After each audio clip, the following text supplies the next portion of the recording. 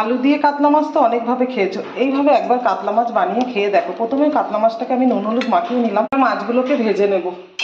মাছগুলো ভাজা হয়ে গেছে, এবার কড়াইয়ের মধ্যে দিয়ে দিলাম গোটা দেবো কেটে রাখা আলু। আলুগুলোকে একটু নাড়াচাড়া করে ভেজে, এবার এই সাইডে আদা জিরে লঙ্কার একটা পেস্ট বানিয়ে নেবো।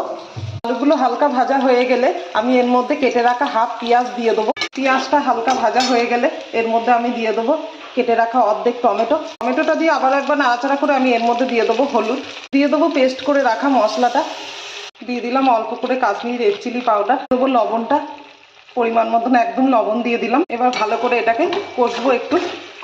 মশলা থেকে তেল ছেড়ে দিয়েছে, এবার আমি দিয়ে দেবো জল। ঝোলটা ফুটে গেছে, এবার দিয়ে দেবো ভেজে রাখা মাছগুলো। সবশেষে দিয়ে দিলাম গরম মশলার পাউডার। তৈরি হয়ে গেল অসাধারণ স্বাদের কাতলা মাছের ঝোল। তো এবার গরম গরম ভাতের সঙ্গে পরিবেশন করে ফেলো।